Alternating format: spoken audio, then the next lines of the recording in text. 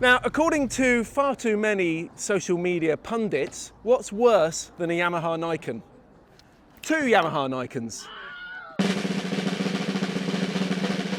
So I'm here with the legendary Chris Moss. Mossy, why does everybody hate the Niken?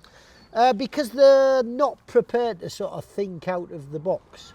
Now, in fairness to them, I'm not sure prior to being a journal what I would have thought of it.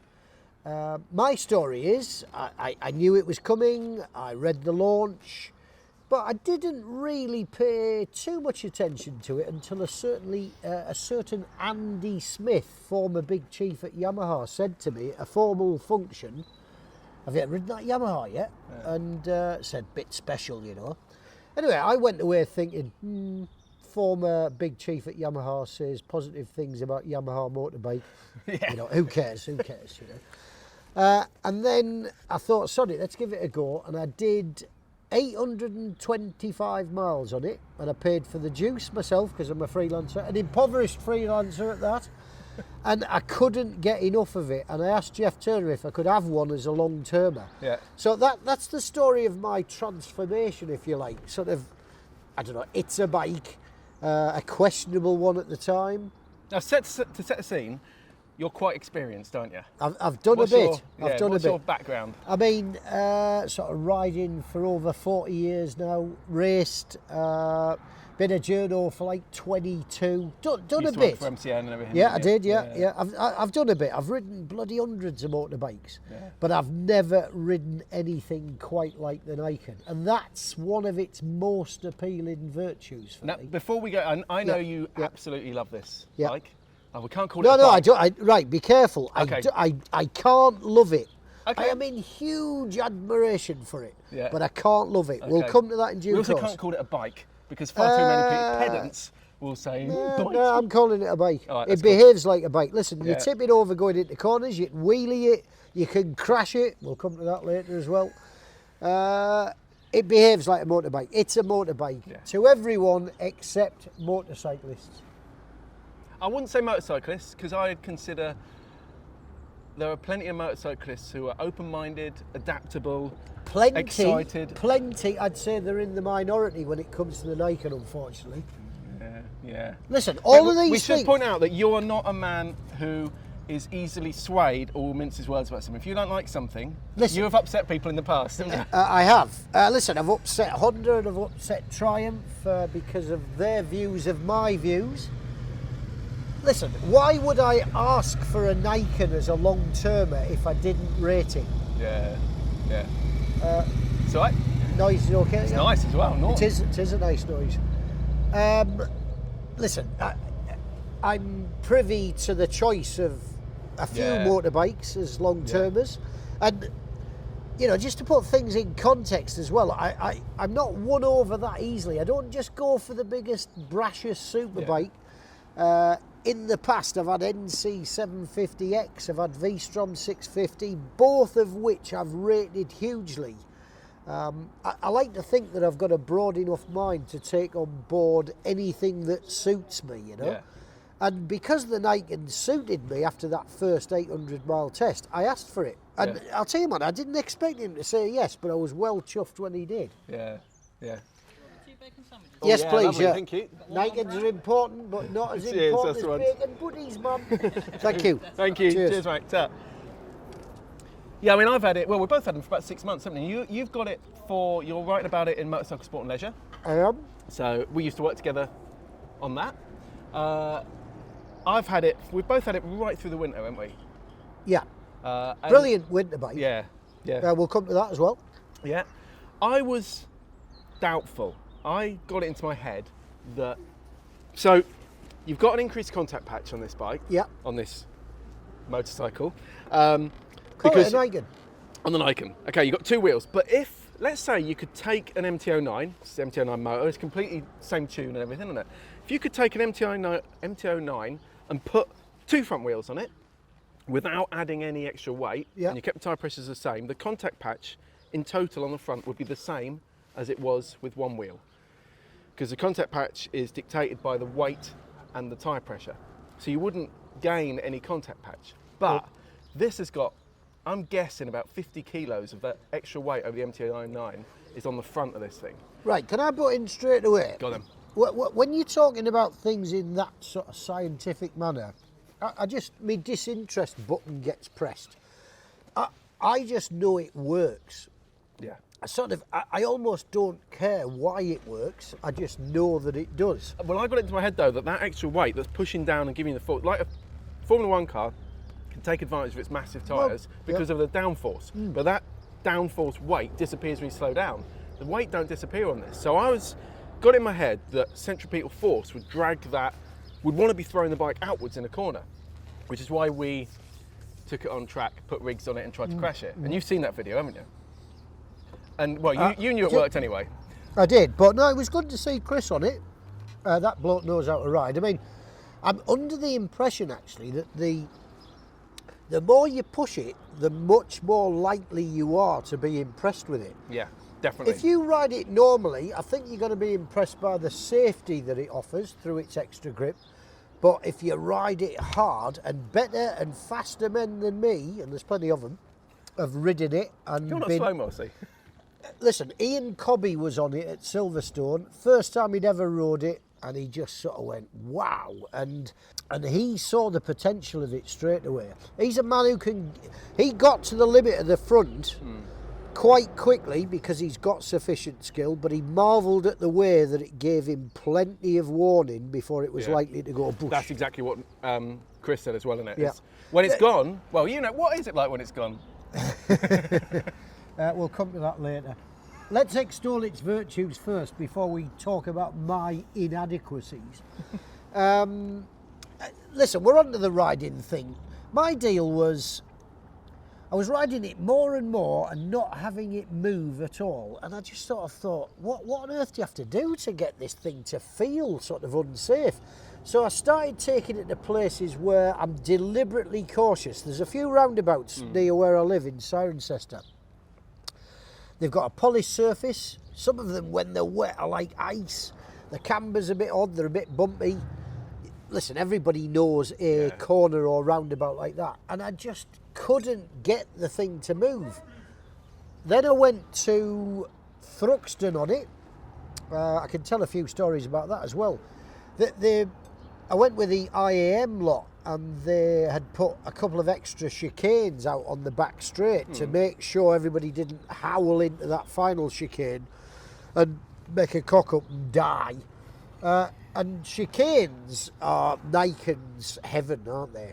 You can just stuff it in on the brake, on your knee, and not fear any washout at all. Yeah. I got a bit of a ticking off for doing it, actually. It wasn't the sort of IAM method, so I was warned that I needed to sort of modify things. But in fairness, I think the guy who was giving me a ticking off, had he ridden the Niken and got fully used to just what it's capable of, would have done what I was doing. I mean, I was on the phone to Jeff Turner. I just said, look, what actually happens when you get to the end of the grip here? Because we should say, by the way, Jeff Turner he's the big chief at Yamaha. Yeah, PR marketing boss of Yamaha. Yamaha God. Also, no, lovely bloke. Ex-Nürburgring instructor. Yeah, man. Not a slow bloke himself. And I just said, look, I'm too scared to push it any further. What does it do?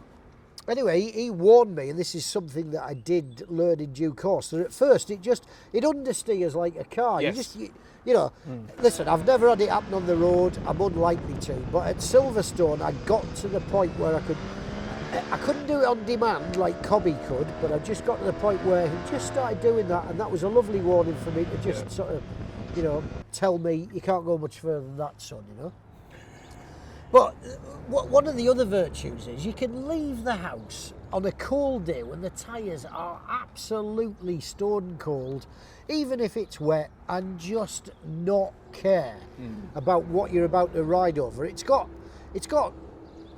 car-like grip. You know when you're driving your car, unless you're driving it like an otter. If we drop the word car in here, they're all going to kick off. Okay. I'm trying to just put it in some sort of context. I know what you mean. When you're driving stuff with more than one wheel, unless you're going absolutely banzai, you don't care, do you? And that's what the Niken's like. You can just absolutely take the piss. And I'm listen, I've done over 5,000 miles on 2 of them now. Yeah. And on the way here today, I still marvelled on occasion at what it can do and the fact that I can feel so relaxed just stuffing it into a corner and not having to have any worry at all about getting round it and getting to the other side. I did have, you said about not losing it on the road. I did have one moment where I hit sheet mud. There's this horrible, it's a fun back road, but it's a whole bit near where I live. And yeah, it just went, but exactly as you said, it understeers. Yeah. And obviously I didn't go back to have a go on on my own bike, but I'm pretty sure I would have been off because it just would have folded under. This doesn't want to fold under. But as Chris said, if you go hard enough to make it go, then it's gone. Shall I tell my story? Go on then. Okay, I go to Silverstone. I get to the point where I didn't think I could be any more impressed than I was prior to arriving, but you know, just charging into some of the slower corners from speed on the brakes, you know, trailing the brake hard round the first part of the corner of the apex, just sent me to a new level of admiration. Anyway, making very good progress, and then it rained. Now, I don't mind the rain at all, especially on a Niken, but I was a bit unsure about the circuit, what sort of grip it offered when it was wet. Yeah. So I talked to Cobby again. I said, well, what's the deal? You know, is it a slippery circuit? He said, mate, on the Niken, just do what you want. So I did, and suddenly I found myself on, like, instant loss of control. Basically, I'd come into Abbey Curve, I think it was doing about 90, and it was much wetter than I'd given it credit for. So, just like anything, you will eventually exceed, or can exceed, the grip levels, and down I went. It was a perfect crash, both ends went together, and it just slid into the gravel trap and sort of flopped onto its side, and I was completely unhurt. It was a good warning, actually, that you can't change the laws of physics. An F1 car, in the dry, in the very best conditions, can be crashed, can't it? Yeah. I'd got too cocky, and I was in too much disbelief at this thing being able to be crashed. Yeah. But I was reminded quite curtly that, mate, you can't absolutely take the mick, you know. How did it stand up? There was quite a lot of sort of superficial damage, but we got it all sorted within about 40 minutes, and I went out again in total faith. Still rideable? Yeah, oh yeah, I rode it back to the paddock. It would have been a different story on the road. I'm just trying to underline the fact that it can be crashed. It's not, you know, God's answer to front wheel grip. It's also, we should point out, you'd hope everybody would know now, it's not a trike. Definitely not a trike. Together, it stands up. You cannot ride it on a car licence. Yep. And it's not any use for somebody disabled. Because it falls over. It's just the same as any other motorcycle. Yeah, flip the stand up, it's on its side. I mean, it's a very difficult thing to categorise, but I don't want to put it in a box necessarily. It's not. It shouldn't necessarily be like that. I just know that it's something that performs in an unbelievable fashion. I still think I've got lots to learn, you know. I mean, pardon the pun, but I haven't really sort of scratched the surface. Well, I have actually at Silverstone. When it comes to exploring just what it's capable of. I would like to try some even stickier tyres, you know. Tyres are slightly limited, aren't they? So it comes with Bridgestone's A41s. Yeah. That's fine. So the A41s, although they're an adventure tyre, we just done a lot of stuff with Gary from Bridgestone about tyres. He's explaining the A41s really are pretty much the T31s. Yeah. The touring tyre. But they have a more adventure style. Oh, cool. Yeah, they're not a tyre that you're going to be doing trans-European trail on. Okay, they're not sticky. Let me raise a point here then. I've never had the front go on the road at all in any conditions, but I started getting a bit concerned by the rear because the front rear grip balance just isn't quite right. Okay. I did have a back go on it. It was cold once. Oh man, if you charge into a roundabout or something like that, hard on the brakes. I should say that was a good bacon sandwich. We're at the Super Sausage Cafe, by the way, in Toaster. I haven't been here before. But I might be asking for another one of those before long as Are you well. on a diet? I am. I'm on a diet of bacon sandwiches. I am today, anyway. Yeah, I put an S22 Bridgestone on the back, and I kid you not, it's transformed it. You've got a proper good level of grip at both ends. I was surprised actually. I thought it'd be a bit too racy. I watched your video with Gary the other day, and it's easy to sort of over-tyre a bike. Yeah. And whilst you might get brilliant absolute performance, you might suffer in the real world with things like, you know, cold temperatures, or when the... But there's some weight to this, which is going to help get the heat into the tyre, and you ride hard. Well, yeah, but whatever, I feel quite good to go straight from the off. Yeah. You can get it to move, but that's all. I thought it'd be a bit OTT and not grip so well until it got sort of right up to temperature. But no, it's good to go. I've just worn it out too quickly though. The Silverstone outing, I did about 350 track miles. Oh no, on that day, I did about 220 track miles, I think, which is quite a lot. So whilst it's still legal, I've had it on for just over 1,000 miles now. It's probably something. Listen, it probably lasts about 2,500, 3,000 with just road use. Yeah. Tracks. However, I would definitely make that mod straight away because, like I say, I just don't think the balance of front-rear grip suits it when you're pushing harder, you know. I think that tyre choice is going to be a thing, isn't it? Because there's nothing else like this out there. So, the thing is it going to take off? Do you know what? The sad reality is no. And it's a great shame. It deserves to. Listen, let's see if those European chaps, you know, open their minds up to it like they did adventure bikes and naked bikes, because both of those classes have got plenty to offer. I just think they're a bit less prejudicial over there, you know. Jeff said that it was going fairly well in the States, but he wouldn't give me any figures, so he couldn't sort of quantify that in any way. I think it's too radical, and it's a great shame because it does have so much to offer, and to certain people I think it's the answer. Well, that's it. So who do you think it is the answer to? Who's it for? Right, I don't know if there's a specific customer, but people who I think would enjoy and benefit from it include people who are a bit nervous, you know, particularly if they've had a front end moment or two, or even a crash. Once they learn about the grip levels this thing can offer, they're going to feel so much more at ease. As I say, with the right amount of money, I would gladly have one of these. I just like that surety, you know, that absolute certainty that it's sticking. It's a marvellous thing. So I think it's almost a brilliant couples European tourer. So I took Steve, mate who I work with, down to Yamaha, so south of London. It's a fair old trek from Peterborough. And he hated it. The pillion pegs are set quite far forward. And he was, it's really. I didn't have. Is this Steve Rose? No, Steve Lamb. Okay. It didn't have all the shed luggage on it, so he had nothing clean against. And he also had my rucksack full of camera gear on. It's about 20 kilos. And it was snowing. What did you do? Did you do the A1 and the A? Oh yeah, you're not going to see bikes in a good light there. Oh, it's really uncomfy.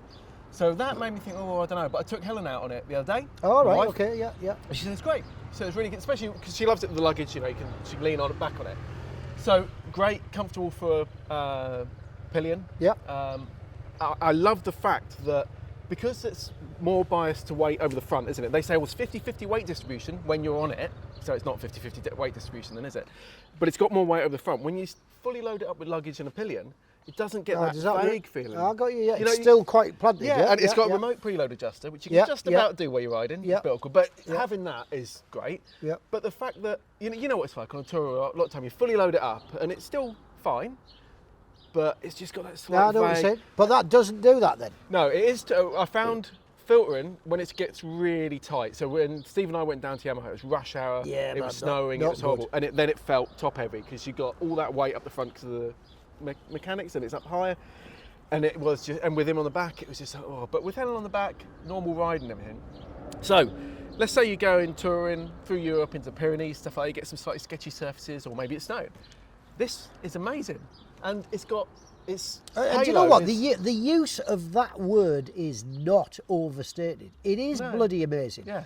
I mean, am I allowed to swear on this here, camera? Please, don't restrain yourself. The amount of times I've gone round corners when I thought I was going to be in big bother to only say, fucking hell, man, and then just smirk with relief stroke total satisfaction. No, honestly, it's an incredible thing. Yeah. We were just talking to a chap earlier after I arrived, and he was asking lots of questions, as people always do. And I've said, look, get down to one of the major Yamaha dealers because they've got them in as demos. You owe it to yourself to at least give it a try. I mean, the first thing you'll notice is it feels like a motorbike, doesn't it? Almost straight away. Yeah. But learning, this is where you need it for about 6 weeks from the dealer, because you just cannot believe what it will produce in terms of grip. It just takes an awful lot of faith. You really have to get through a massive psychological barrier.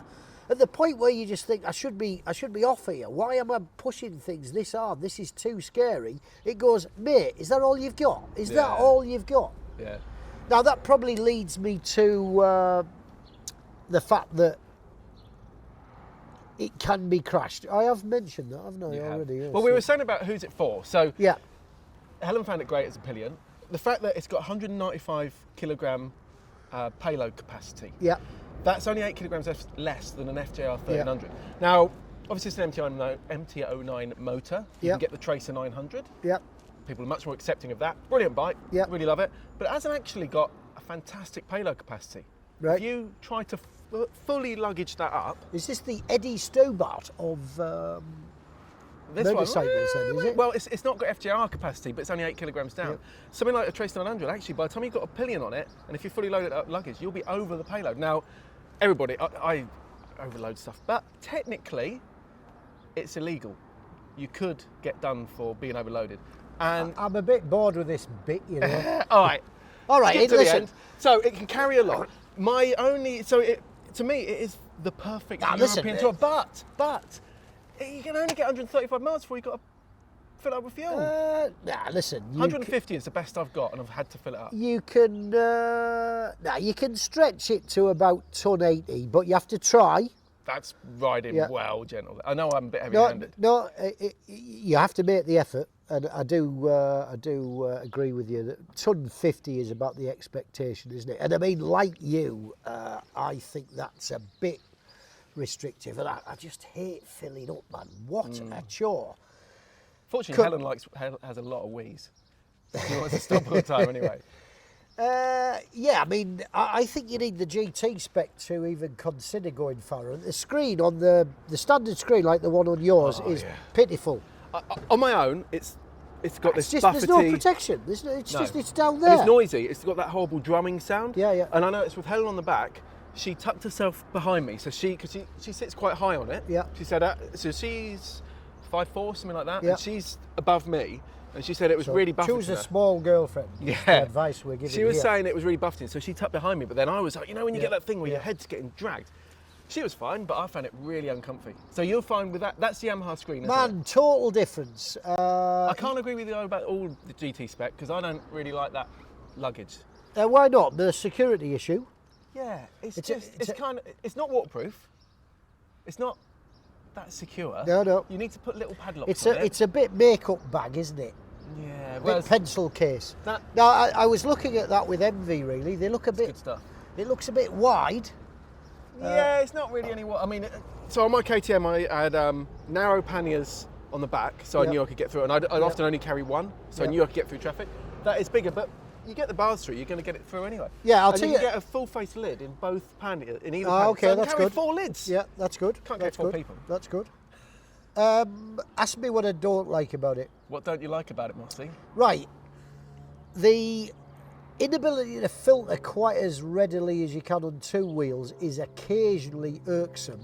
Do you know what? There's a route... It's not impossible to filter, is it? No, I'm not saying that. I mean, listen, if you're going in a straight line if you're just filtering down, you know, between lanes with stationary traffic on motorways, for example, it's easy.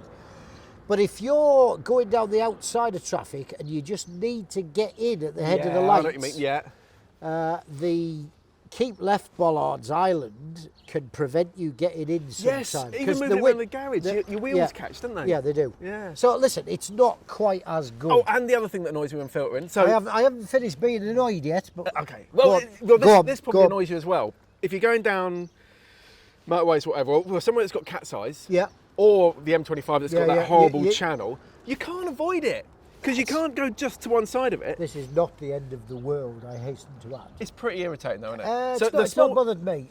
Do you know what? I do my level best to avoid dual carriageways and motorways. Yeah. I just find sometimes when you've got to go to a meeting, and, Okay. I'm using it every day, there's times where you think, I just got to get there. Yeah, okay.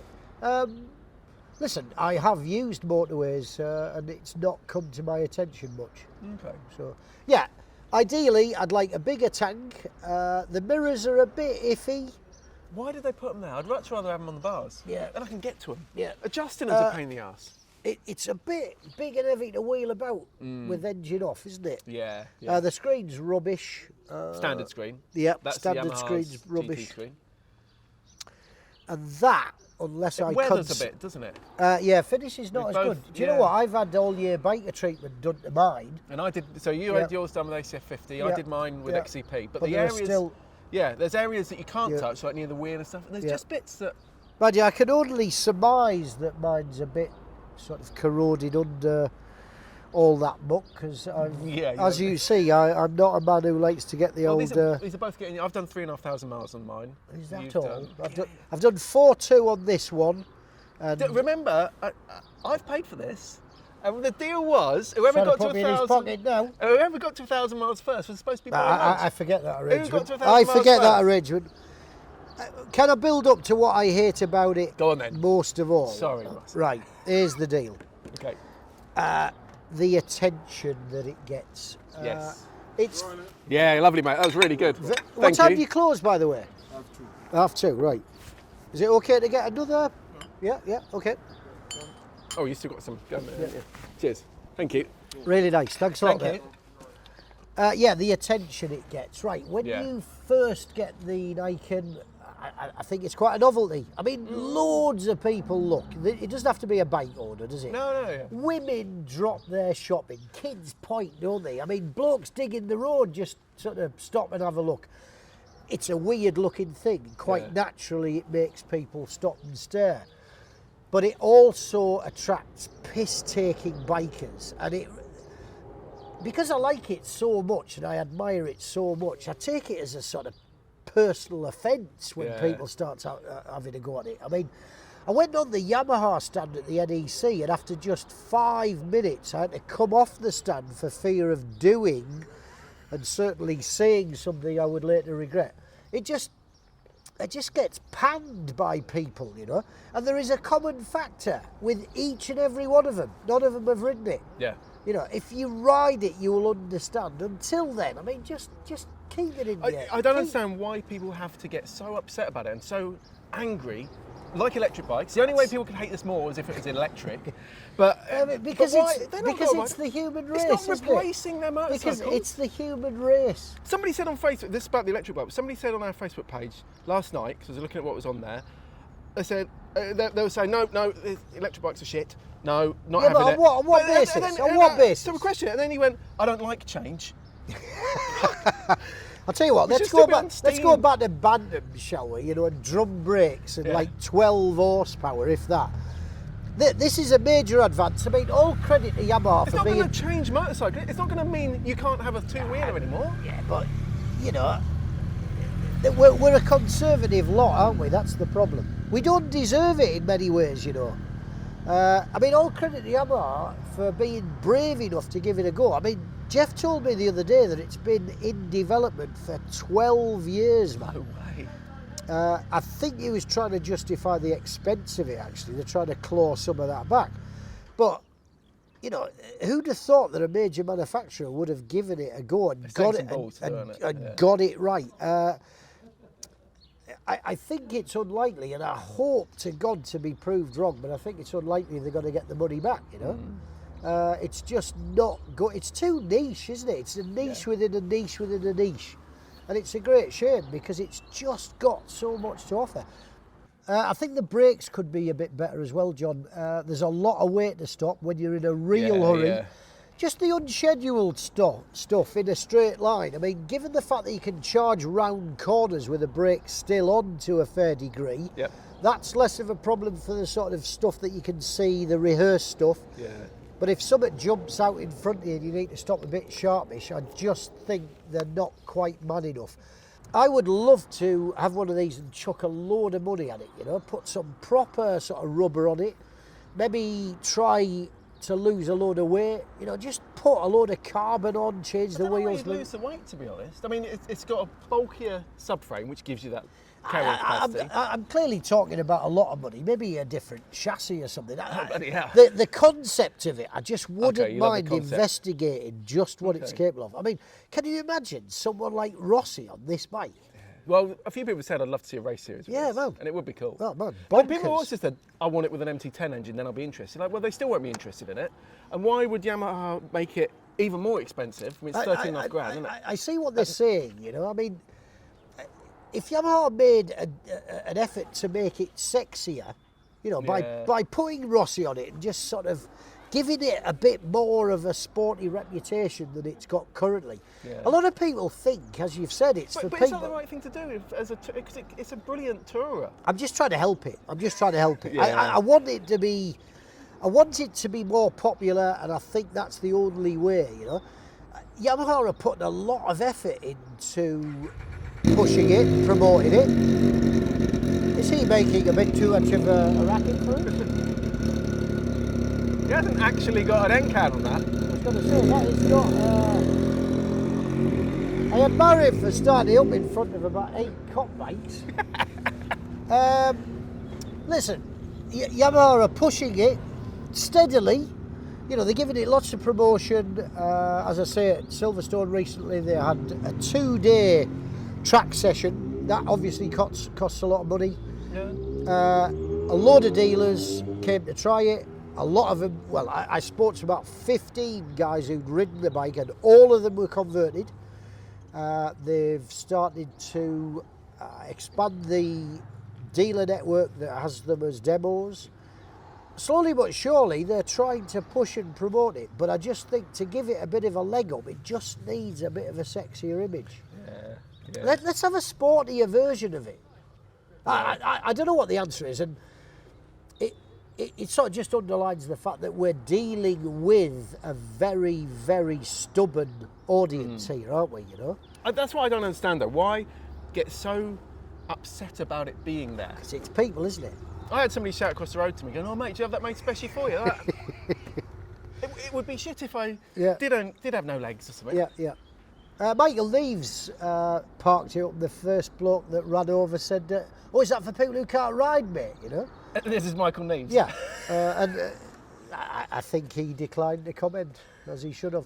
Listen, I went out with him when he was doing his test on that bike, and I rode alongside it, and I went, bloody hell, that looks a bit mobility scooter. It don't look right, does it? Do you know what? In pictures, when you're tipped over, it looks fine, but when you're following it, just when it's bolt upright, it looks like it should have a blue badge on it, you know? Yeah, I was following Si Hargreaves round Bruntingthorpe. And he was wheeling it, backing it in and everything. Yeah. But from the back, I was like, oh. No, it's exactly. It looks like a big kid's bike or something, doesn't it? And it's a great shame, and that's, I think, what I'm trying to fight by it having a sexier image, you know? I mean, nobody would laugh if Rossi pulled up on it, would they? And they had a load of carbon on it, or like you say, there was some sort of race series where it just produced the craziest battles ever, which it would. Yeah. But I worry that none of that will ever happen, and it will just sort of fade away. Yeah. Curiosity. In 20 years, it'll be a curiosity. Yeah. That's the thing. It's not this electric. Well, propulsion technology is going to change, but these things. This is not a bike that is saying, "Look, this is what we're all going to have soon." No. So just get used to it. It's an alternative, isn't it? It's an option. Yeah. We know we're going to get a lot of comments on this. Still, people slagging this bike off. Probably people saying they can't understand you as well. But what would you say to these people? What, politely? No, just how would I mean, it's just like, you don't know what you're talking about. You really don't. You're not qualified to make a judgment on something until you give it a try. Yeah. It really is that different. Look, I'm not saying you're not entitled to your opinion, but don't slate something that is so capable as this without at first, giving it a try out. It's an unbelievable thing, and I feel, I'm a bit privileged, really. That's one of the bonuses of being a bike tuner, isn't it? You occasionally get to try things that just make you go, wow, man. Yeah. And this has, I've not ridden anything like it, and I've ridden some fancy motorbikes, but nothing has sort of provided the same front end performance as this, and attraction, albeit good and bad, as this bike. It's unlike anything else ever made, I think. Yeah. Which in itself is a very good or a questionably bad thing. Give it a try and then decide. It's bonkers. Yeah.